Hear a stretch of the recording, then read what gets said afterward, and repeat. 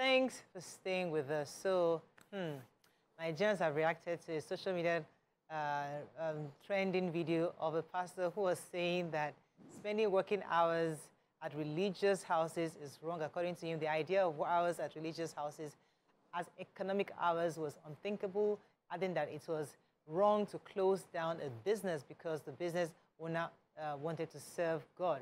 While some Nigerians commended the pastor for the statements, others obviously felt that that was wrong for him to say, maintained that the world has its physical and spiritual sides, adding that human beings can be effective and functional at both ends. Now, the reason why we're talking about this is because some of us here are business owners, and we've had people who work with us who have had to take time off work for religious activities. Others also have had to go to mothers who says, "Oh, I'm going to camp for the week." People like us, for 1 week we shut down. You know, sometimes we always wonder how certain people just leave their businesses for a whole week. And the man was juxtaposing that with those who live abroad who don't even have the ability to do that because they live in a society where there's a system in place. You can't just shut down and leave for a whole week. But what are your thoughts on this? I mean, because now I'm hearing that even the Muslims also have activities that causes them to take out a lot of their economic time or time for economic activities for religious affairs. What are your thoughts on this? Do you think it's something that has to be reconsidered? Or do you think that, listen, this is spiritual matters. It doesn't concern the secular. You can call us on 081-0764-1679, 09024163440. You can also tweet us at TVC Connect. Please hashtag YourViewTVC so we can read your tweets.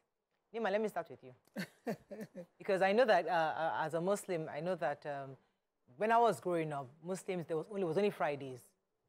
Friday was the only thing. And that's even one of the reasons how I became a Christian. Because on Sundays, when my friends were going to church, we were just in the hostel doing nothing. So sometimes let me just follow these Christians to their church now, and just be following them and do all the dancing and dancing. And that's how we became Christian. But now, even Muslims, they have multiple activities throughout the week.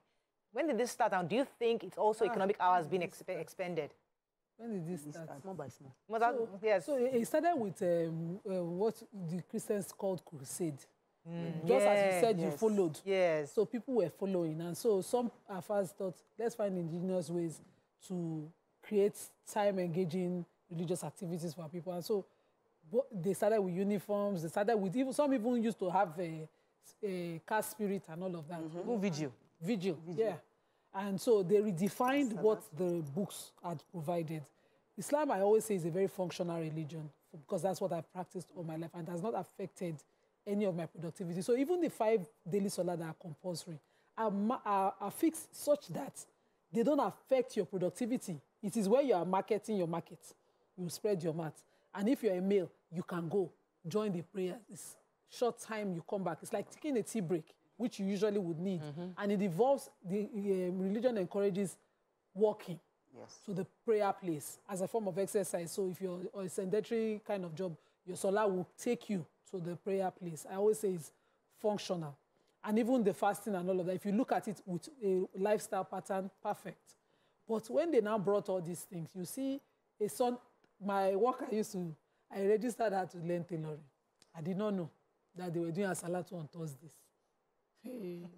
So she had children. She was supposed to do 5 days, 6 months training. And because she had kids, they were closed from school. The God was very magnanimous to say, by 3, when your children close school, you're free to go. You know, that reduces her learning hours. Only her by herself said, Asalatu is on Thursday, and our Afa will be angry. They say, I've not come for 2 weeks. And she stopped going on Thursdays.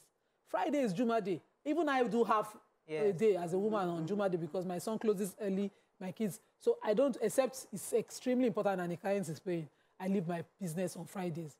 Go to my son's school after the show, pick my child, and the day has ended because where am I going again? So she too, she took Friday. Saturday, Sunday, the children are cooked at home. She took Saturday, Sunday. She only go Monday, Tuesday, Wednesday. And you want to learn. And at the end of the day, when she said she was withdrawing, I said, okay, take Ankarago and Soska. They did not have that. Of course, she would not learn. She has lost productive hours.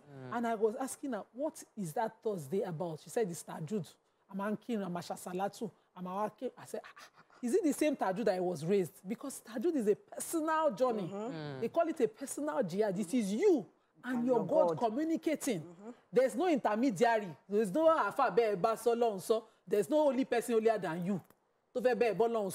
It is you that will get up at night and tell, because the Quran says Allah will speak to the angels at a particular hour of the night, asking who is in need of my blessings, calling a specific number of people who are in need, who will rise up at that time and do the ablution and sit in the position of prayer to communicate with God. Where is the God that your Afa is telling you to call on you, is calling on your behalf? And the zikr that you say you are doing with that group of people is something that you must mouth on your own. On the drive in the morning, I like my quiet hours because I can never ever finish my prayers in the morning for Subi when I'm walking because I have to drive. So when I'm alone, if you're with me, I want to respect your sensibilities and keep quiet. But if I'm alone, I'm praying all the way to work. And the radio can be talking to the service, and I'm doing my zikr. So those are private things. They are things that you do personally. And that's why it's important when a Muslim is raising a child to group that child with those things. You know, now I'm so autopilot. I don't have to read a particular book to read. But there's something, for us Christians, there's something called that never forsake the gathering of the people of God. You know, you have to be, because you have to be in a community. It helps you because it's also a way to help your faith. Because if you're constantly thinking that you can build your faith single-handedly, you're kidding yourself. You might try eventually, but the truth is that discipline is hard to actually achieve. But when you are in the community and you are constantly reminded of all the various laws of the Bible, the things you're supposed to do, what the scripture says we should do, it kind of helps you. So it's not like somebody's forcing you to use productive hours to do the things of God, but it's also to help you build your faith, because that's really how we see it. But let me come to you, Tokwe. So I'm of the opinion that you are expected to be productive. The idea of Sabbath is to find balance in resting. But what we have done is we've decided that it's more effective to hope for a miracle, pray so that something suddenly wonderful happens to you that you didn't have to work for. We ask God for merited favor, and we spend more hours in prayer than doing the work, so that, because we've heard testimonies that God just blessed, somebody just sent something, miracles just happened, that seemingly, unmerited favor. And maybe they went to the mountain for 1 month and they came down and their business just went boom. So we've heard those testimonies, and it has made us feel like it is by the prayers that would give us the blessing instead of the works. But we have seen constantly, there's a very, the Bible where Jesus was preaching. He was on a boat, and then there was another boat, and Peter was on the other boat. And while he was teaching, after he finished teaching, he now told Peter, who was listening to the preaching, but had toiled all night and caught nothing, and told him, now cast your net. So there was, you can be in the presence of God, listening to God, serving God, and still be doing your everyday productive work. Our job is to solve the problem around. But you also complained about somebody who was listening to, music here. Yeah, so it can still be productive, but you can listen to the word. Yeah, so until I see, like I said, I mentioned it, that I know I have a staff that every single, like there is no day I walk in, I am hearing message. Once I walk in, he's permanently listening to a Christian message per time. And I've had to ask that, how does this affect your ability to work? She's like, when she has phone calls, she will pause it. When she wants to do something, she will pause it. So far, she's still productive until I see that there is a drop. Like, if I give you a project to work on and you did not do the project, and I see you doing that one, and I'll complain. This weekend is Elevation Church Accelerates. Everybody, I have plenty, most of my staff are Elevation Church members. They've already asked for permission this week because they are going to be attending their conference, Accelerate. But I would not be judging based on that one weekend of work if you are also working other times. What they're complaining about is, when I was growing up, there were early, like the way they were doing this NSPPD, next level, all those early morning prayers, people would wake up and go to church to pray. So they are getting back to they are opening their shop maybe around 10 o'clock, or some will not even go to the office early. They say, oh, we first went to prayer, hearken unto me. We will first go and do this is how we do it, and they are doing it every day. And your morning is so powerful. We can put that productive hour into being into the office, putting in the work, solving the real problems we are praying for. Imagine if everybody is spending the time to solve problems within the country. We won't be praying for power.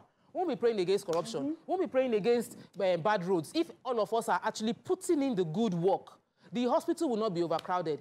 Like many things will solve themselves that will not need to be doing prayer if we are doing the work. So I loved I was just like nodding my head. I wanted to forward it to all my staff. Every Christian, I was going to forward the message to everybody. I'll come to you, as you guys, I'll come to you in a second, Muhammad, because the truth is that these things, we are human beings. Trends start. One person starts an early morning, and you there are thousands of people who need to. That church started, and that, but anyway, now it's not the trend. Everybody's doing conference here. Let's do convention. I mean, I have one abroad that lives with me. You know, she said there's no public holiday. Once the church hears that there's a public holiday, they must put a program. They always program back to back because for them they don't want any. And it's not because they're doing it; they had a bad intention.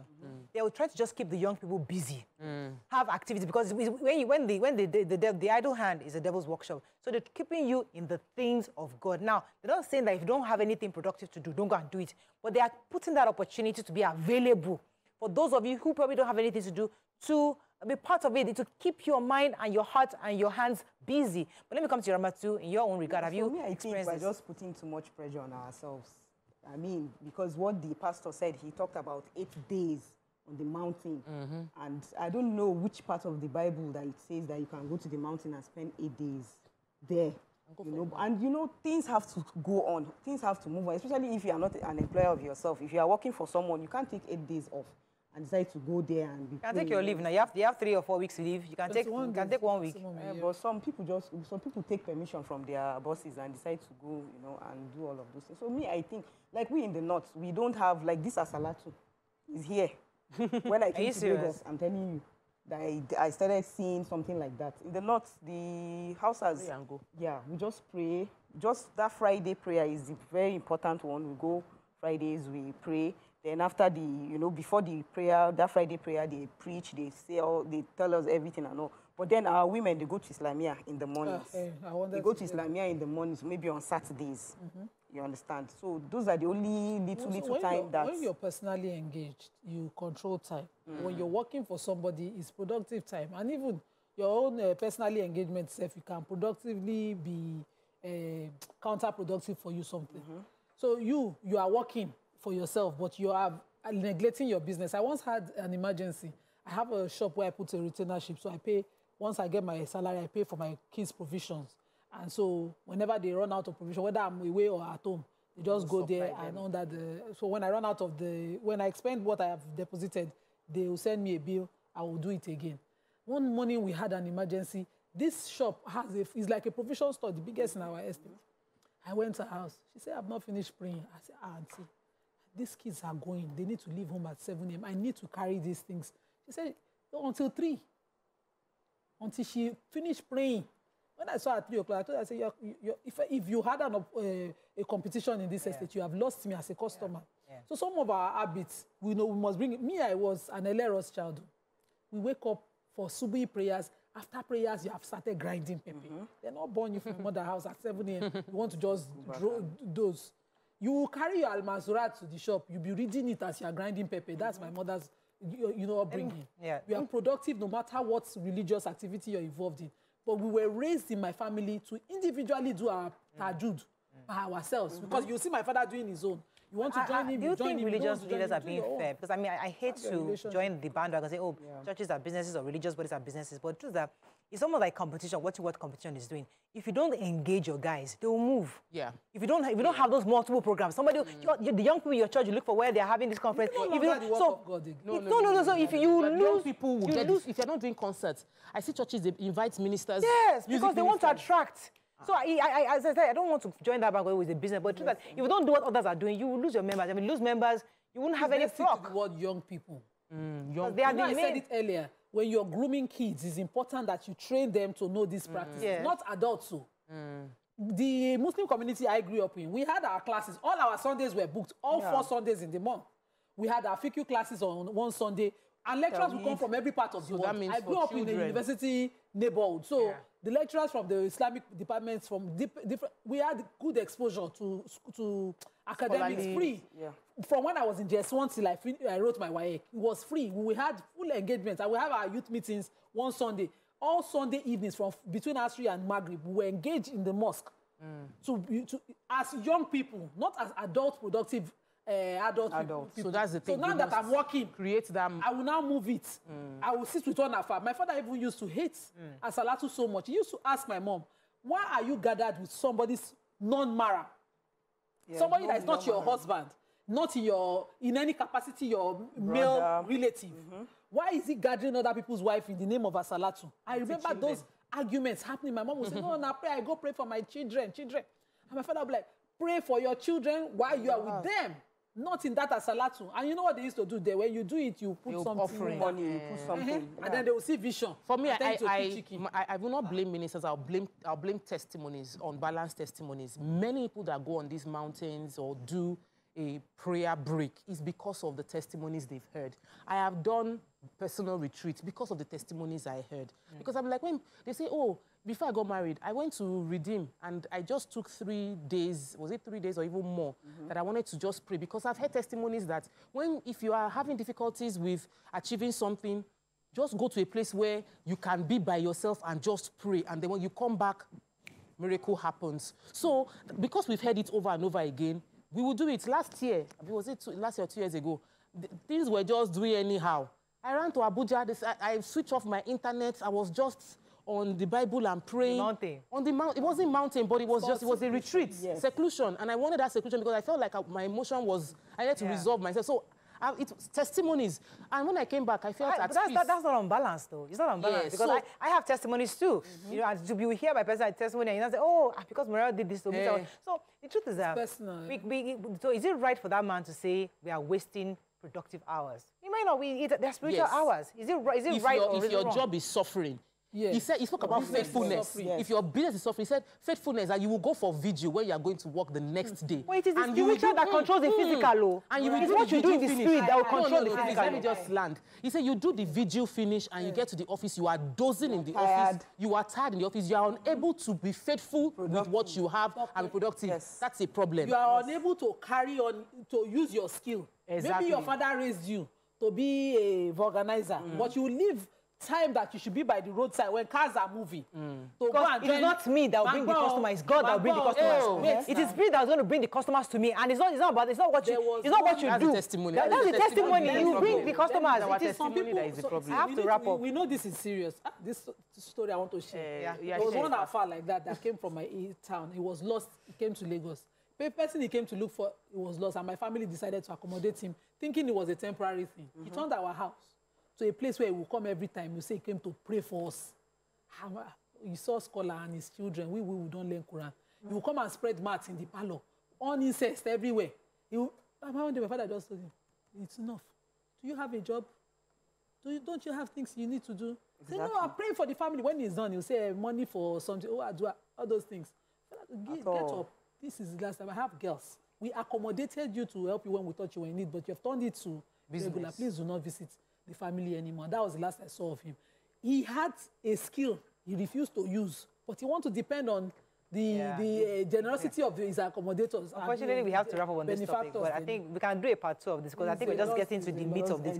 Let's go on a shop. When we come back, we'll bring in our special guest. Stay with us. We'll be right back.